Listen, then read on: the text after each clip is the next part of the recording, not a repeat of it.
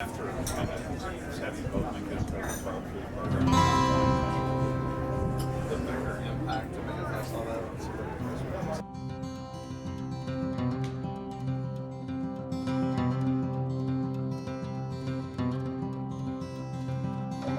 Well, it was a very interesting way to grow up, and it had a lot of advantages that were unseen at the time.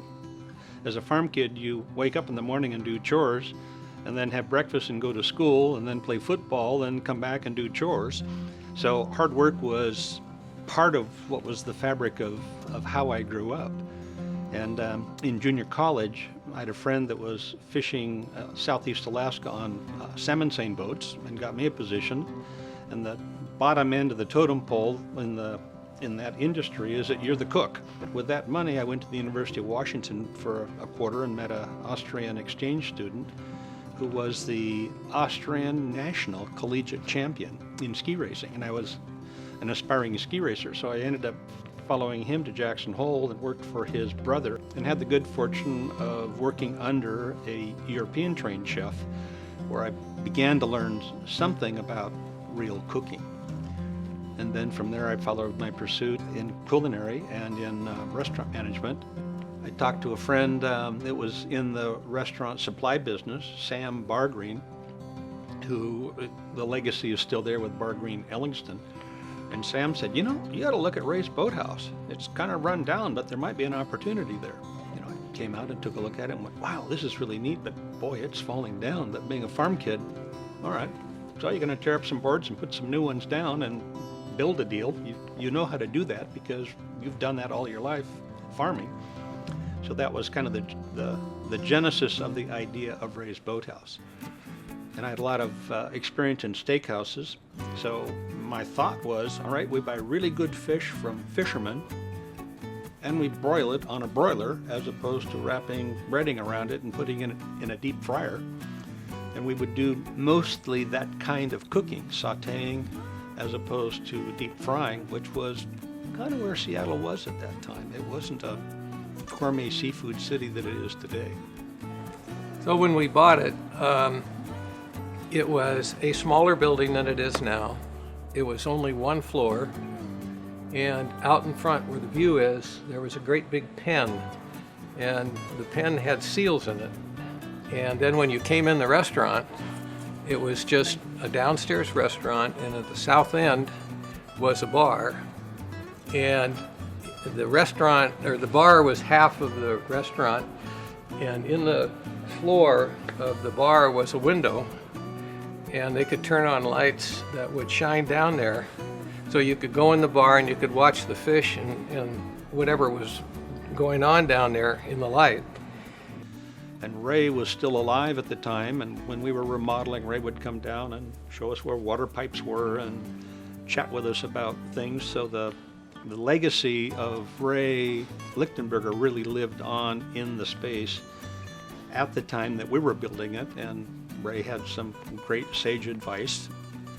We still ran the boathouse facility. We had 300 Rhinell cedar boats at the time we bought it, and we ran salmon derbies and rented boats to people. And I had a friend that came into the restaurant that I was running at the time in Bellevue, which was part of the Hindquarter Group, whose name was Duke Musgrip.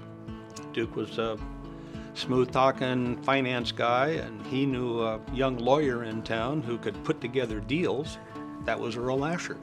I was a budding young lawyer and was in the process of starting a law firm. I was working for another firm, and my stockbroker was a guy named Duke Musgrip, and Duke was the one who introduced me to Russ. Russ came to me and said he was interested in a restaurant, and he had been working in Sun Valley. And he said, I don't have any money, and I just got married, and I've got to figure out a way to get involved in this. And I said, which restaurant? And he said it was one out at Shilshole Bay. So it was through Duke that I got to know Earl, and Earl and Duke and I put together Ray's and managed to negotiate with the then owner, which is a guy named Jack Klein, who had purchased it from Ray Lichtenberger. And the problem really was neither one of us had any money. And so we had to figure out how to do it. The doctor agreed to subordinate his contract to us, to the banks, so that we could get the loan. But he said, I'll only do that in the case that you give me $50,000 in gold coins. And at that time, gold was worth about $38 an ounce, and it was set at that amount. We gave him the gold for $50,000 of gold coins, and the bank loaned us the money, and that's how we got started. So we got people in there, and we started making lights, and we started doing all kinds of stuff, and it took us 4 or 5 months, as I recall. And we opened the restaurant, I think it was in May of '73. Well, interestingly enough, we've only had 5 partners, 4 partners for most of the time. We now have 5. When Duke left, then Elizabeth Gingrich got involved, and we met her through a seminar process that we went to. Earl and Russ and Duke Mosgrift had a parting of the ways, and they were looking for someone to buy Duke out. And I think that Russ and Earl felt that my mom was a good fit and would bring a lot of positive energy to the restaurant. And they asked her, and she decided it was a good fit as well. Her favorite part about being a part of Ray's was the connections she made with people. She was a real people person, and she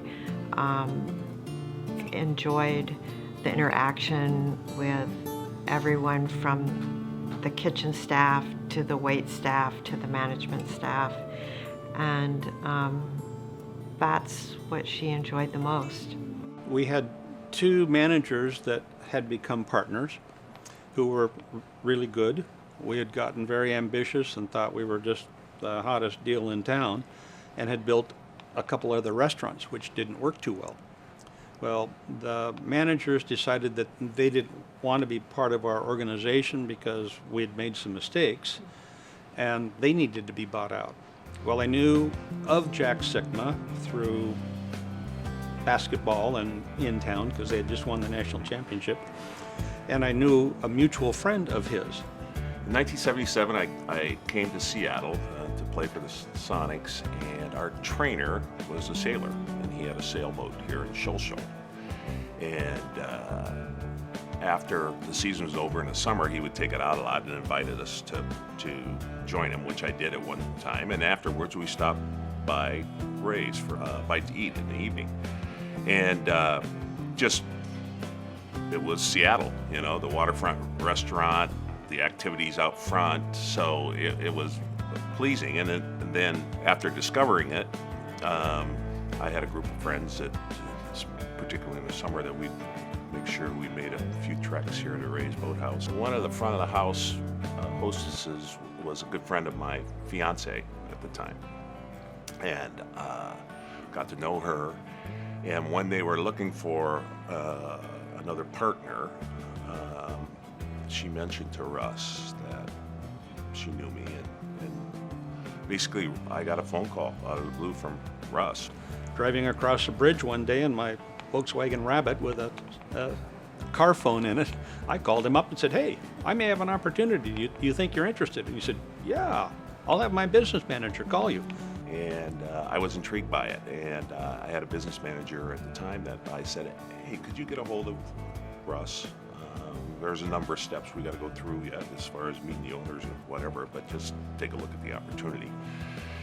And things fell in place. I got a chance to meet and spend some time with Russ and Earl and Elizabeth, and it felt comfortable. In 1983, I became a part owner of Ray's. And of course, Jack was interesting because he represented a whole different group of people. And he was just enough younger than we were to bring in that kind of next level in.